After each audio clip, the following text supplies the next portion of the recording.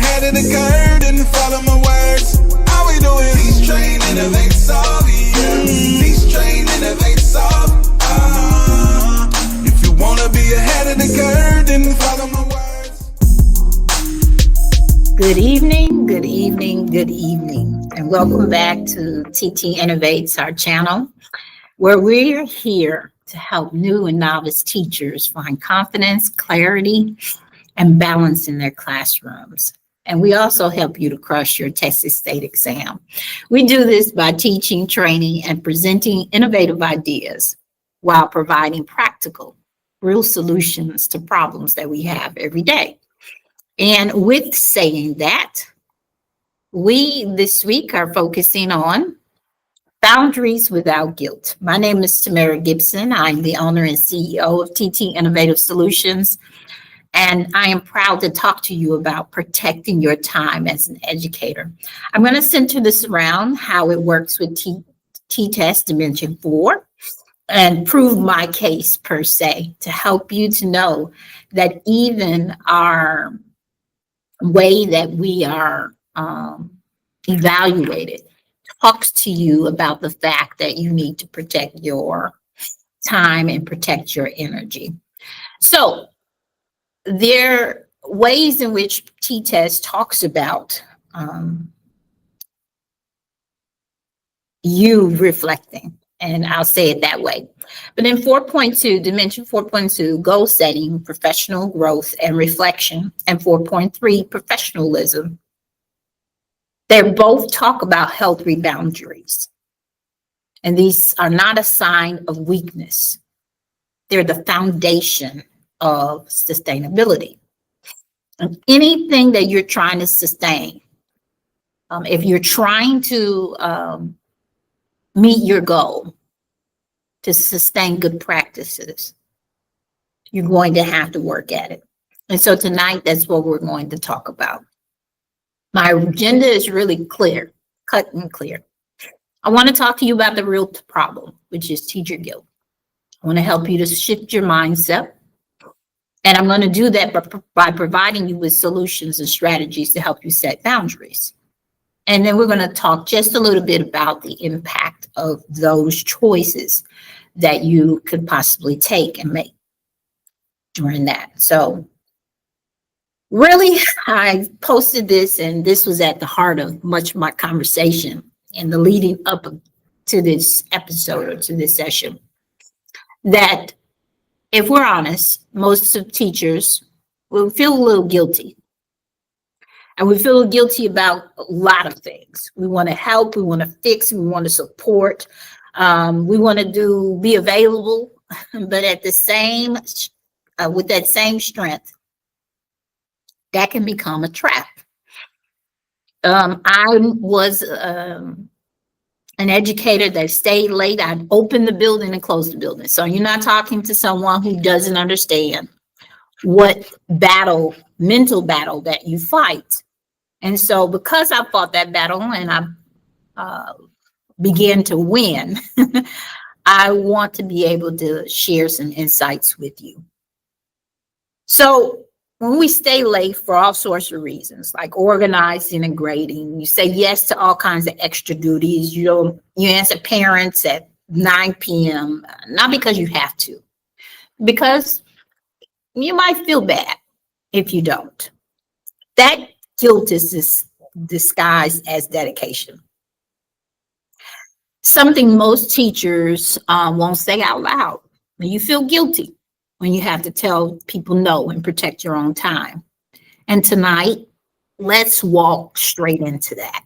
Let's really get to the nuts and bolts of it so that we can say no without feeling guilty, or at least understanding how putting yourself first is how you really can serve. Oftentimes I've heard people say, I'll grade a few more papers. I'll skip lunch. It'll be fine. And that really is the problem. It's this whisper that good teachers go the extra mile. And good teachers do go the extra mile in certain ways. But it's been portrayed different. And oftentimes this mile really comes to be a marathon. And for educators, especially those early in the profession, guilt can sound noble, like the right thing to do, like the right way in which to respond to certain things. But good teachers do go the extra mile. But here's the catch. It's in the way that you practice and you plan. And I'll talk more about that as we go along tonight. But I want you to kind of catch that voice that tells you that you have to do so much more. Catch it and stop it at the mile before it turns into this marathon. If you kind of get into the mindset of that, it breeds that exhaustion equals excellence. And I disagree completely. That you showing up tired somehow gives you more proof that you've done more and all of these different things. And that's where burnout really begins. Burnout doesn't happen one day, but burnout happens growing little by little. It's under the surface. While you're doing the best to hold on to everything and try to keep everything together, that's when it begins and that's when it starts. But all this while, T-TESS really reminds us that professionalism includes balance, self-reflection, and purpose. Unfortunately, when you are guilt-driven, your decisions, your reflections, they get replaced by reactions. You're no longer choosing how to serve. You're now trying to survive. I've seen way too many teachers break down in their classrooms and cars before they get to work, not because they don't love what teaching, but because they don't know how to love it and themselves at the same time. We often give credence to too many things. I don't want to pretend to be a therapist of any kind, but I can speak to this because I've been there. And through it, I've shifted my mind. And when that shift happened, I was able to really hone in on a lot of things and get strategically prepared in order to serve properly. So as I stated before on your screen, 4.2 says it crystal clear. The teacher reflects on his or her practices, and then they give you possible sources of evidence. There are the goals that you set up at the beginning of the year. They're the concerns and the conversations that you have. All of this is T-TESS reflections, but sometimes, as I said before, we, meaning me too, get off track. And as a new and novice educator, alternative certification teachers that are out there, you're probably feeling like the weight of the world is on your shoulder, because not only are you trying to prepare for your classroom, but you're also trying to prepare to take this exam. And I want to help you to shift your mind today to get more strategic about the things that you're doing, because this isn't about lowering our standards. We're doing less. That's not what I'm talking about. It's more about doing what matters most and giving yourself permission to stop when enough is truly enough. Because guilt doesn't make you a better teacher, but boundaries do. Going back to T-TESS, it reminds us that effective teachers, they reflect on their practices and model professional behavior. Reflection isn't just about lessons, it is about energy too. And so the mind shift itself. I'm going to read this verbatim from my slides because they're very important. I've thought intrinsically about what to say to you today. And the truth is that boundaries don't keep people out. They keep you whole. Because if you're trying to bear all of these things, when I was in education in a classroom, I had two small kids, and all kinds of things were happening, trying to take care of them, trying to get everything taken care of with my personal life. While I don't believe everything is always balanced, I think that you sometimes do have to pour into one area over another to make things work. But I do want to say that these questions to me really help me to reflect intrinsically, and I think they will for you as well. When you're being asked all these different things to do, ask yourself, what do you gain by saying yes? And I know that can sound selfish for some people, but it's really important. Because if you're not gaining certain things out of this ask, then you are not really progressing toward the goals that you have set. You'll end up veering off from that goal. And you spend time trying to achieve and trying to craft this goal. So that's one of the questions that I would ask. The second one is, what do your students and your personal family lose when you're burned out? See, over my 20-year career, I've coached a lot of teachers.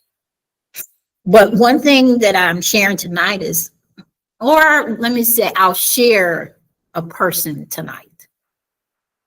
Her name, I'll use in a pseudonym, but her name was Miss Bravo, okay? She was kind. She always said yes to everything. Morning duty, yes. Covering someone else's class during the planning period, yes. After school club, of course. But by October, she was exhausted, but still smiling through it. And then one day, we had a shared conversation. I just said, I don't want people, she said to me, actually, I don't want people to think that I'm not a team player. So I took a moment to help her to reframe this. And I'm hoping that it will help to reframe this for you as well. And I asked her, what if saying no isn't selfish? What if it's strategic? Which I believe it is. And after our chat, she started small. And that's what I'm planning to propose to you tonight. That next week, she declined extra committee meeting. She used her time to prep for her small group instruction. And when her students' progress data improved, she really realized that she hadn't lost respect, but she had gained effectiveness. That was her turning point. And I'm hoping that you will have a turning point as well tonight. Because professionalism isn't about constantly being available. It's about showing up clear-minded and ready for what truly matters. So when you feel like you're leaning this way, like, oh, I'm exhausted, I'm going, I want you to really ask yourself those two questions that are framed on my screen. Because again, I go back to the T-TESS.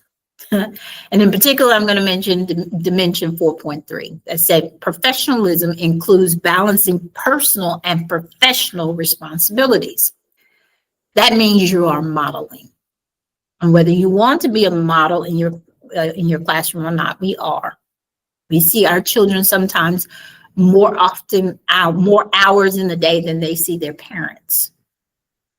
So that means modeling self-management for your students. So again, reframing your statements like, I'm letting someone down, into I'm showing students what responsible adults do. Those are ways to reframe or shift your mindset to understanding that if I am trying to pour out of an empty cup, what really am I giving? What really are they getting? And I'll be sure to include another video that I've had not too long ago that talked about pouring into an empty cup. But here are my proposed solutions. Really define done. We have a to-do list, and I often tell my clients to do a brain dump where you just put everything that you have to do for the week down on the paper. But then now from that dump, I'm going to build a plan. I'm going to build an attack plan. Okay. So when I define done, I'm not saying do everything on that list, but each day identify your top 3 must-dos. Lean into some solutions, practical ways to protect your time without guilt. Again, going back to that, because if I'm operating and reacting all the time, I'm never going to be proactive. I'm never going to get to that goal as fast as I possibly could if I'm always reacting to the blows that are coming. But everything else really can wait if you're just focusing on those 3 things. Look at prioritizing your time, another Dimension 4.2 concept that it talks about. And then it becomes how you live, becomes how you operate. Communicating early. Oftentimes we're too available for everybody, everything. I remember I mentioned earlier in the story that I told that you're answering emails at 9 p.m. to parents. No, tell your parents, tell your team, I respond to messages within 24 hours. That really is professional, it's clear, and it's sustainable. It's something that you can really do. Instead of kind of dropping the ball on everything. And then using visual cues. I say this by creating a folder because the end of the day comes and maybe I didn't finish some things. I'm going to place these things in that folder that I'm going to mark it as a work in progress. Maybe it's unfinished graded items that need to be done. Maybe it's some things that need to be sorted and put away. But it needs to be clearly marked as your work in progress. And I suggest also that you give yourself a countdown, a reflection countdown, where you are posing this at the end of the day. 15 to 30-minute timer so that you can do the clearing up and cleaning up, slide things into your work or progress folder, and then prepare, go home. And my last and most prolific point that I want to make tonight. Honor your calendar. Honor your me time, your family time, and your time at work. Honor them. If it's a personal thing, mark it as that. But protect it. Treat it as protected space and time. No apologies needed. Because again, you are serving a community. You are serving in a way. And as you serve, you must also refill you. So when we actually protect our time in this manner, you model the boundaries that I talked about for your students to learn from, because they learn by watching you. How you manage things, how you deal with pressure, how you rest. All of these help you to show up consistently. And when you start showing up consistently, you start to feel better mentally. You become even more strategic, example of professionalism and balance that you're looking forward to having. And you can have your quiet form of leadership just in your classroom. It actually directly supports T-TESS and the impact that you'll have not only in your classroom, but in your home. If we spend some time planning things out, honoring the breakdown of what we know has to happen within a day, honoring how we can make these things work, you become more effective leader. Leader in your classroom, leader in your home, leader professionally. And as I stated before, there are all kinds of ways that I can connect this to T-TESS Dimensions 4. The last one I'm going to mention is 4.4, which supports community involvement. Because again, I remind you, if you're balanced, you can engage with your community in a place of purpose and not a place of exhaustion. But I really want you to remember that guilt is just a signal that you care, but you can care and still protect your time. The best teachers, they lead with empathy, strategy, and empowerment. Those are models for my company. That is what helps me to stay true to what I do. I hope that this helps you tonight and helps you this week as you prepare and plan for the rest of your week to decide what you'll keep, what you'll delegate, and what you'll pause. And even that one decision can start to restore your energy. Again, as always, we're here to help. Yes, I have a company. Yes, I'm looking to improve my revenue, my tracking, my all of that. But I serve from a place of empathy because I've been there and I've done that. I serve from a place of strategy with the 20 plus years, 25 plus years that I've been in education and around education and serving others, in a place of empowerment to empower you that you are fully capable of having a life that treats you well and your career treats you well. So this next week, I want you to kind of explore a small win challenge that I want to share with you. And I'm going to post this. So if you're connected to us on our social media platforms, you will definitely see it. And I'll also link it down in the comments. I want you to pick one reoccurring task this week and decide, am I going to keep it? Am I going to delegate it? Or I'm going to pause it, as I said before. And I want to explore you to really hone in on that. Take a minute to ask yourselves those protective questions that I asked you before. What needs to be a no? What's one yes? And again, I hope that you have a fabulous week. You can reach us by email at info@ttinnovate.com. Our website, ttinnovates.com, helps you get on our mailing list so that you can find out when we're dropping our courses, our information, and things of that nature. And our study sessions, our next round of them will be coming up. I'd love to help you pass your state exam.